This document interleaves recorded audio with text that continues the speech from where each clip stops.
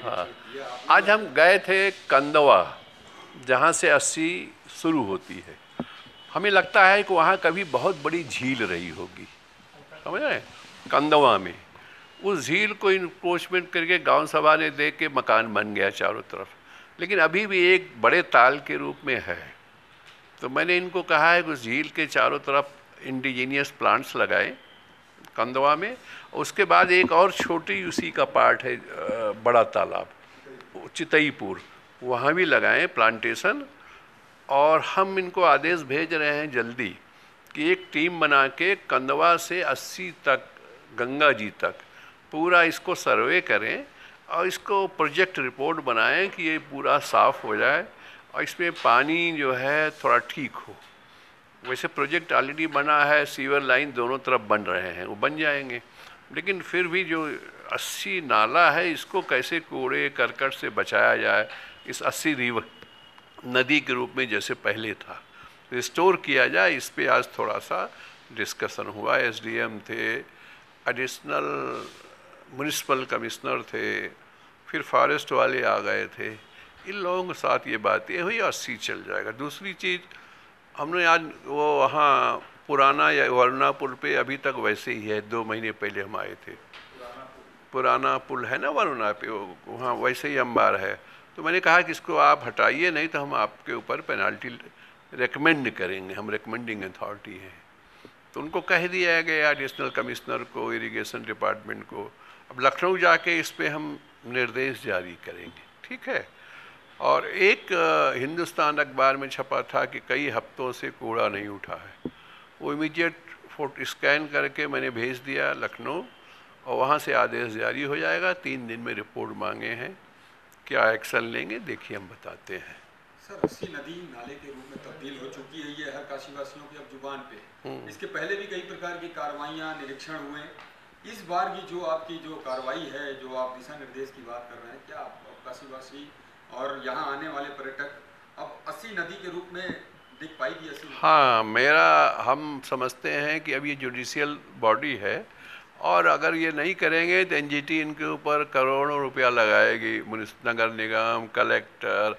हमें इससे मतलब नहीं है, आपको करना है, टाइम भले लगे, क्योंकि जो चीज़ 70 साल से नहीं हुआ, अब हम जुटे हैं, तो न्यायपालिका के लोग जुटे हैं। हमें उम्मीद है कि 80 भी ठीक होगी, वरना भी ठीक होगी। पहला काम इंक्रोचमेंट हटाना। हमने लखनऊ में मॉनिटरिंग कमेटी ने पास किया कि 1359 फसली, यानी जब से JDLR एक्ट लागू हुआ 1952 का record, third settlement, second settlement से इसको रेवेन्यू रिकॉर्ड को ढूंढें, और जहाँ नदी थी और जो रिजर्वायर थे पानी के, उससे इंक्रोचमेंट हटाएं। तो एसडीएम उन्होंने कहा कि चुनाव तक समय मांगा इन्होंने। ठीक है, कोई बात नहीं, जब इतने दिन से हम 70 साल वेट किए तो 2-4 महीने और सही।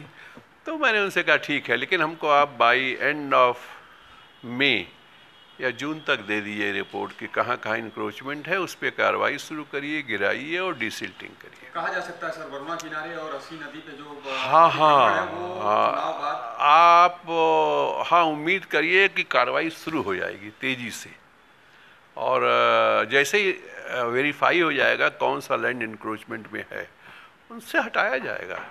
निश्चिंत रहिए, हम लोगों पर कोई प्रभाव नहीं किसी का। सर छोटा सा सवाल, अपशिष्ट की बात चल रही थी।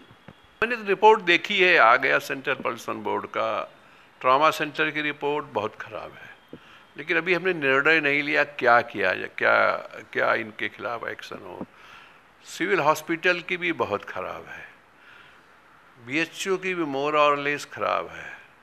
यहाँ एक हॉस्पिटल हेरिटेज है, या जो नर्सिंग होम्स बनारस में हैं, वो सीधे उसमें डाल देते हैं पानी, ड्रेनेज में। ये नहीं डालना चाहिए। अगर हमने CMO से कहा है कि अगर 30 बेड से ज़्यादा कोई हॉस्पिटल है तो अपना ETP लगावें, इफ्लुएंट ट्रीटमेंट प्लांट या STP लगाएं। ये इनको रिटेन में नोट जारी, इंस्ट्रक्शन जारी हो गया लखनऊ मीटिंग में, और इसको मॉनिटरिंग कर रहे हैं हम लोग। पैसे की यहाँ कमी नहीं, प्राइम मिनिस्टर कॉन्स्टिट्यूंसी है। ज़रूरत है काम करने वाले अफसरों की, अधिकारियों की, और विल पावर की। पीएम इतना बनारस तो मैं पहचान नहीं पाया, इतना ज़्यादा डेवलपमेंट हो गया, लेकिन अगर ये नहीं, गंदगी नहीं साफ़ होगी तो मज़ा कहाँ बनारस का आ जाएगा। सड़क साफ़ कर दीजिए आप, घाट साफ़ कर दे रहे हैं, गलियाँ वैसे ही गंदी पड़ी हुई हैं, तो इससे एयर पोल्यूशन होगा, इससे वाटर पोल्यूशन होगा, इससे लीचेट बनेंगी जो डंपिंग साइट है, तो इसको तो हटाना है, करना है, होगा। हम आशावादी आदमी हैं, तो भगवान चाहेगा तो विश्वनाथ जी से प्रार्थना करिए, जरूर होगा। ये विल पावर कहाँ से आएगा सर, जिसकी आदतें हो चुकी है अक्सर लोगों की? पनिशमेंट से। देखो हमारे यहाँ शास्त्रों में है, 2500 साल पहले मनु ने कहा था, बिना भय के कोई कानून का पालन नहीं करता। हाँ, राम ने धनुष उठाया और जब उठा तभी सागर आया, तो बिन भय होए न प्रीत। जब हम पनिश करें, हमारी कमेटी भेजेगी, एनजीटी फाइन लगाएगी इनके ऊपर, करेंगे नहीं तो तनख्वाह रुक जाएगी सबकी, काम तो होगा।